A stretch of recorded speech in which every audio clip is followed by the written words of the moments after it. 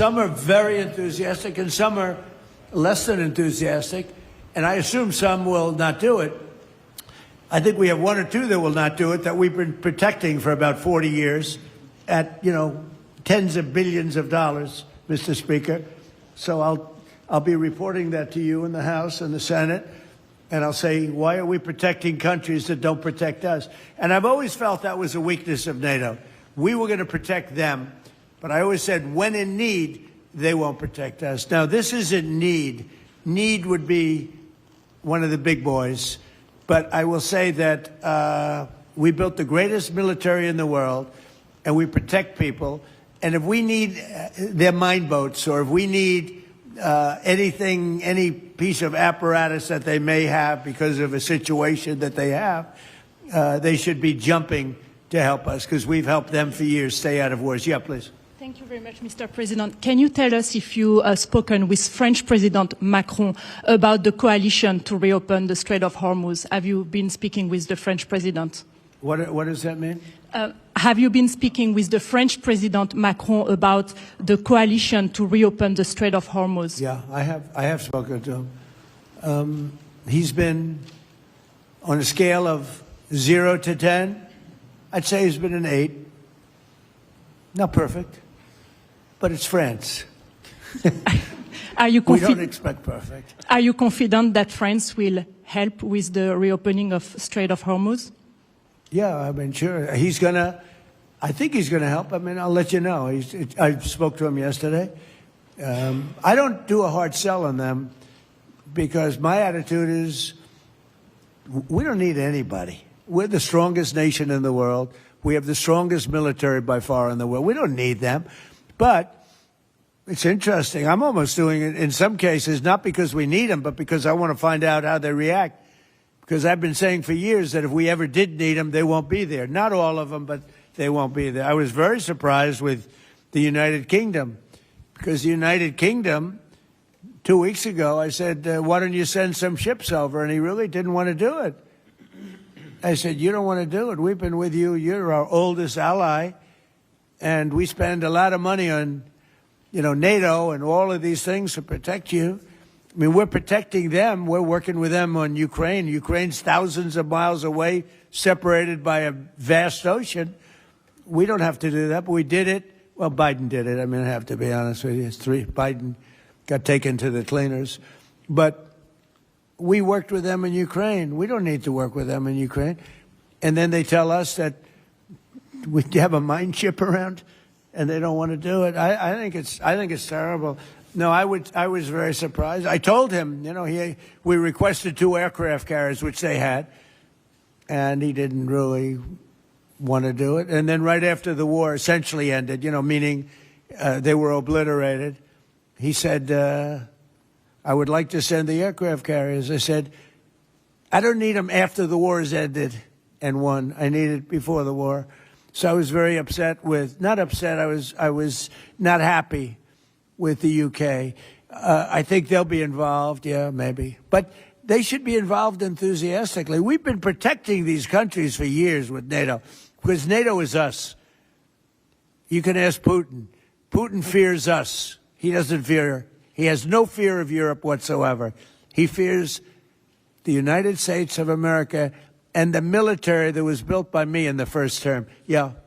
President, you mentioned the significant amount of oil that China derives from the Middle East. What is the status of your conversation with President Xi in terms of getting China to cooperate, in terms of making the Strait of Hormuz safe for those oil tankers? Yeah, so China is a great example. They get 91% of their oil from the Hormuz Straits, which we protected for years. And it always bothered me that we have these countries. Japan gets 95% of it from the Straits, the Hormuz Straits. And it always bothered me that we're protecting and we don't need them. We didn't need them before we started dig we must. Dig me must, that's the Trump policy of lots of oil.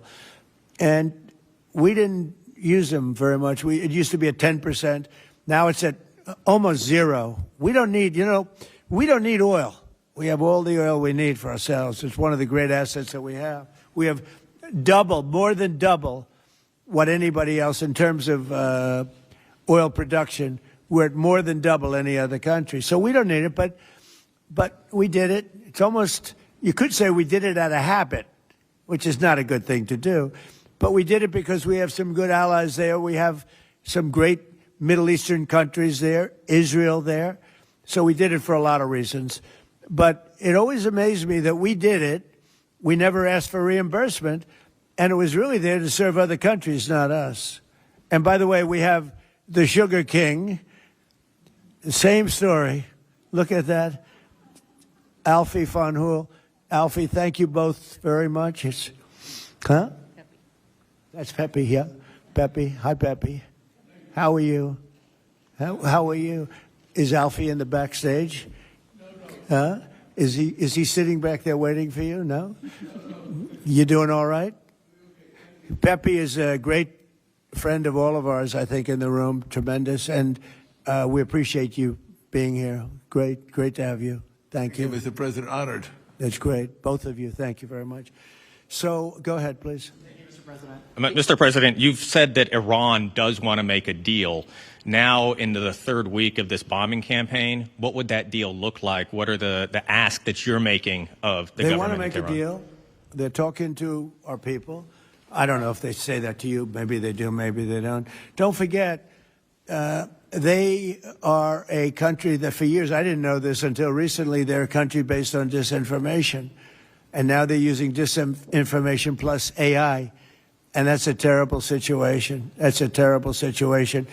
They showed all sorts of things happening in the last 2 weeks that never happened. Between their kamikaze boats that don't exist, between blowing up the aircraft carrier, one of the great ships in the world, the Abraham Lincoln, on fire. They showed it on fire.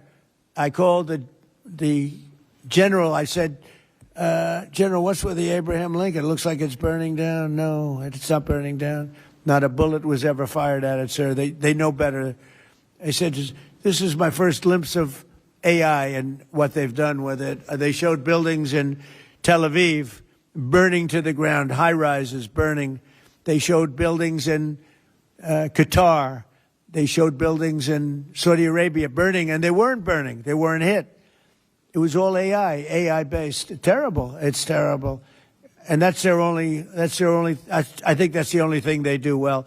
They're negotiating, and we always talk. When, somebody said, well, would you talk? Why would you even talk to them? I talk to everybody because sometimes good things come out of it. But I don't know if they're ready yet. They're taking a pounding. I don't know if they're ready yet. And we don't even know their leaders. Look, all of their leaders are dead, as far as we know. But they're all dead. We don't know who we're dealing with. We knocked out the first group. Then the second group met, 88 met to pick the leader because the first group was all dead. And the second group got knocked out. They're all dead. Then the third group met. I would think they're a little nervous about meeting. I don't know if they're nervous. Maybe they're not. Maybe they're crazy. If they're not nervous, then they're crazy. But we met with the next group, but we don't know who their leader is. We have people wanting to negotiate. We have no idea who they are. Yeah, please, Peter. Thanks, President Trump. What are your advisors telling you about the Ayatollah's son, the new supreme leader? What are they telling you about him? Well, it's not only them, it's you people. I mean, a lot of people are saying that he's badly disfigured.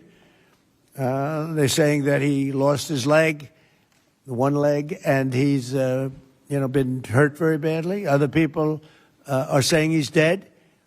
Nobody's saying he's 100% healthy. And he hasn't spoken because the Ayatollah would sit and he'd spew hate from a form of a throne. Not as nice as a throne. I like the English throne much better. But it was a fancy chair. But he'd spew hate from his chair. But you'd see him a lot, right? This one we haven't seen at all. So that could be for a lot of different reasons. We don't know, Peter, if he's dead or not. Now that you've announced... I will say this, nobody's seen him, which is unusual. Something else. Now that you've announced that the U.S. has destroyed all of Iran's mine-laying ships, why can't the U.S. just immediately reopen the Strait of Hormuz? Well, we could, but it takes two to tango. We have to get people to take their billion-dollar ship and drive it up. If when Pepe has his big sugar ships coming around and they cost $1 billion, and we say, I think it's okay now, Pepe, take your ship, drive it through the Strait of Hormuz. He may say, let me wait a little while, because it takes ship owners, and these ships are very expensive. They can cost up to $2 billion. So they don't want to take a chance that, gee, I think you'll be okay. They got to know it. So they don't have to set, we don't know if they even set any mines. But the thought that they may have is enough to keep people from saying, we don't need it. Now, we are pounding that area, that coast, as you know, left side. We're pounding it, like really pounding it hard. And again, they may have no mine set. We hit every one of their mine droppers. They call it the mine layers, right? The ships. They're pretty sophisticated ships. Every one of them is gone. But it only takes one. So it's a little unfair. You win a war, but they have no right to be doing what they're doing. But we're hitting them very hard. And today is a big day where we're pounding a certain area that has very much to do with the Strait. And I think we'll get it going very soon. In addition, we do have other nations coming in. You need people to watch and people to see. We have other nations coming in. Yes, please. If the United States is working to secure the Strait of Hormuz for the benefit of other countries like China, and our allies aren't yet stepping up to your standard, is the United States getting back to being the world's policeman? Look, the United States should not be very much involved. They can on a certain basis. They've been doing it for a long time. But I've always said, if you look back years ago, I said, why aren't we being reimbursed? These are the richest countries in the world. Why aren't we being reimbursed for maintaining the Hormuz Strait? And why aren't we being reimbursed for that? I've said that for years. You can go back. They reported on it yesterday. I've been saying a lot of things about the Straits. Number one, I said it's the one advantage they have. But that's a suicidal advantage because they kill themselves more than they kill the rest of the world. And there are things you can do. With time, there are other things you can do. But I think we're going to have the situation straightened out pretty quickly. And I think we're going to have some good help. And I think we're going to be disappointed in some nations, too. And I'll let you know who those nations are. One of your advisors, David Sachs, said the other week that the U.S. should, quote, declare victory and get out of the Iran war. Yeah, he also warned that if the conflict escalates, Israel may contemplate the use of a nuclear weapon. Has he shared that assessment with you? No, he hasn't. Israel wouldn't do that. Israel would never do that. And, there's a theory. You pounded them to hell, and you could just leave now, and it'll take 10 years for them to build back not nearly what they have right now. And I guess that's another theory. But we want to have it ended so that another president doesn't have. Look, for 47 years, no president was willing to do what I'm doing, and they should have done it a long time ago. It would have been a lot easier. There's no president that wanted to do it, and yet every president knew. I've spoken to a certain president, who I like, actually, a past president, former president. He said, I wish I did it. I wish I did, but they didn't do it. I'm doing it, yeah. Which president? I can't tell you that. I don't want to embarrass him. It would be very bad for his career, even though he's got no career left. Go ahead, please. You mentioned. How about the man right Thank now? you, sir. Mr. President, you mentioned that you're not entirely sure who you're dealing with, who the leadership is in Iran. Do you see a viable opposition movement still in that country following all of the protests that we had seen before the airstrikes and kind of an opposition movement that could become a viable leader in Iran? Well, the biggest problem, and, we have brave people in this room, but the biggest problem that I see is that, they put out a warning, and we have the warning. We get everything they get. And it said any protester that goes onto the street will be immediately shot and killed. This is a little tougher than the American way. This is not quite as tough as, nobody can believe it. So I can't imagine, they don't have guns, and the other ones have guns. Highly sophisticated machine guns and AK-47s and other kinds of guns. And they did that with the women. So the women had 250,000, even 500 people protesting a year ago. And they shot women right through the middle of the forehead with snipers. And they didn't have to do many. About 10 went down bleeding profusely, and 250 to 500,000 women went running in the other direction, because they can be brave, but they're not stupid, and they have no gun, and you have snipers in buildings specifically for this reason. So a woman goes down falling, bleeding from the head, and it doesn't take long for that to spread. And when that spreads, that crowd dispenses. And nobody else has been able to do that to the extent that these people are violent.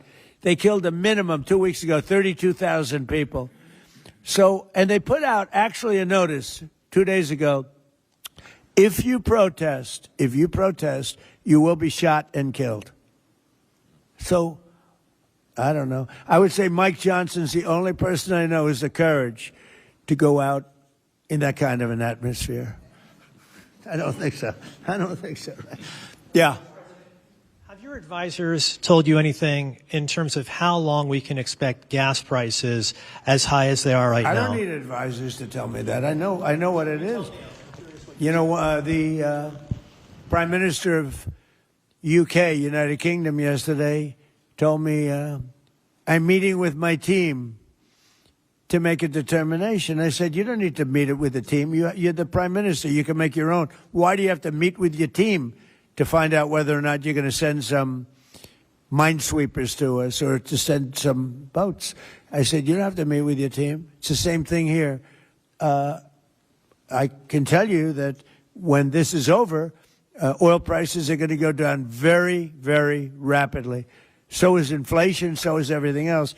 But frankly, much more important than short-term, even long-term oil prices, you can't let the most violent, vicious country in the last 50 years have a nuclear weapon, because the Middle East will be gone.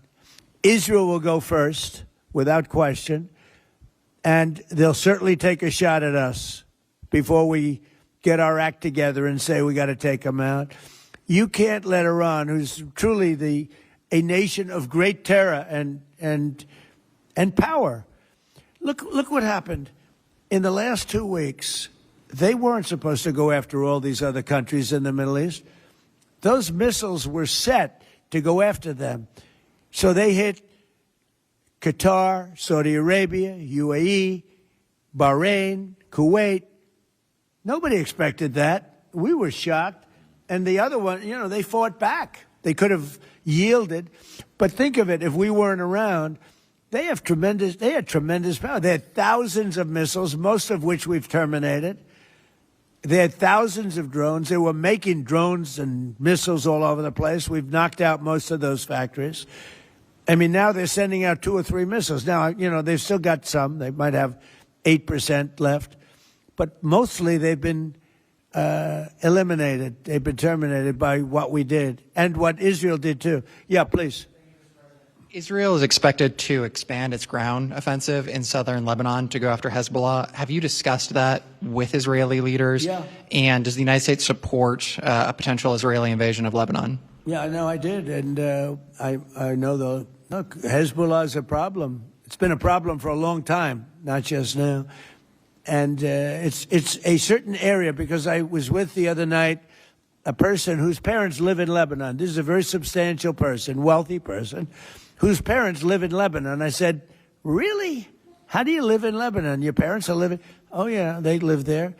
And over the years, they've gotten used to the fact that it's being bombed. But they explained to me that it's really a different section of Lebanon. It's the section where Hezbollah is. And they get used to it, I guess. I don't know. I mean, people live in Ukraine. You would think they wouldn't live in Ukraine, but they live in Ukraine I don't know that I'd do that, but they live in Ukraine. They live in Lebanon. Hezbollah is a big problem, and they're rapidly being eliminated. Thank you very much, everybody. I appreciate it.